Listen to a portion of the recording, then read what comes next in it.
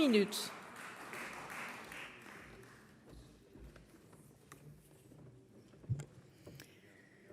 Madame la présidente, monsieur le ministre, madame la présidente de commission, madame, monsieur le rapporteur, mes chers collègues, près de 20% des nuitées saisonnières réalisées en France le sont dans un meublé de tourisme mis à la location par un particulier.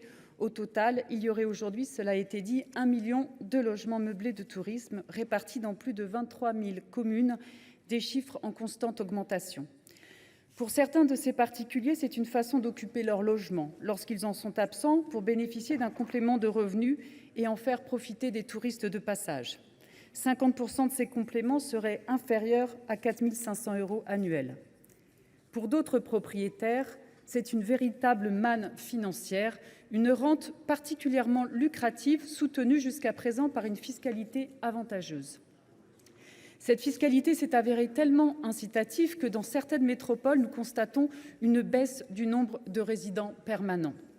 Car la spéculation sur les logements n'apporte que des profits temporaires, mais des problèmes permanents. L'explosion des meublés de tourisme appauvrit l'offre de logements et fait flamber les loyers.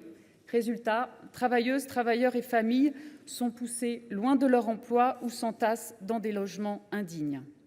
Devons-nous attendre que les salariés de notre pays regardent les annonces sur Airbnb pour pouvoir se loger ?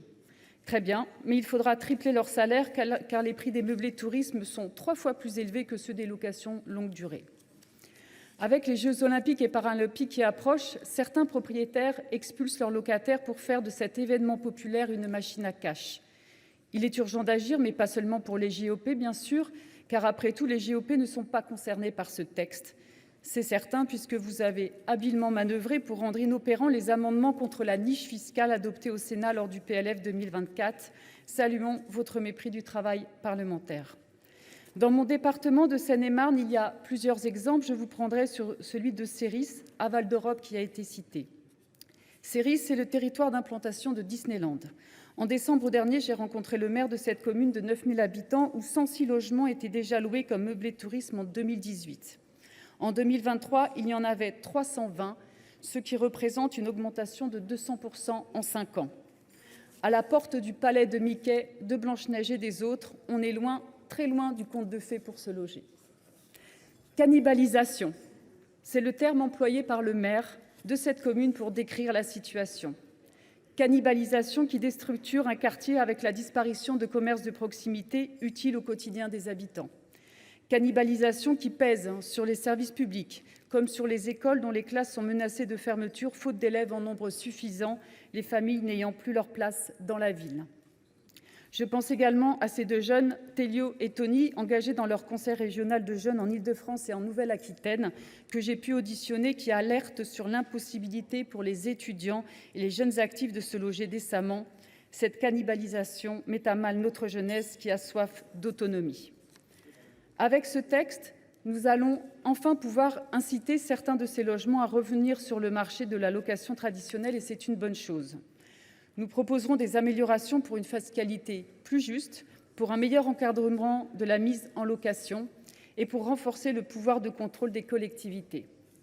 Il n'en reste pas moins qu'il faudrait pouvoir agir directement sur le niveau des loyers du parc locatif privé pour véritablement contrer la crise du logement à l'œuvre, car pour les multipropriétaires, rappelons-le, c'est 3,5% qui possèdent la moitié du parc privé en location, il y a toujours de bons placements pour gagner de l'argent et souvent l'argent des autres. Le droit au logement aura besoin de réformes supplémentaires pour être véritablement effectif. Par exemple, favoriser l'accès au logement social avec un grand plan de construction de logements sociaux, accélérer sur la rénovation et notamment celle des copropriétés, ou encore lutter contre la spéculation foncière et immobilière. Autant de mesures qui n'ont certes pas vocation à être dans ce texte, mais qui seront aussi malheureusement absentes du projet de loi du gouvernement qui suivra. Alors aujourd'hui, rendons plus incitatif la location longue durée au bénéfice de nos communes et des habitants qui les font vivre. Et dès demain, mettons tout en œuvre pour que les meublés de tourisme qui seront de retour sur le marché de la location soient accompagnés par les centaines de milliers de logements à construire et à rénover pour répondre à la pénurie de logements sociaux. Merci.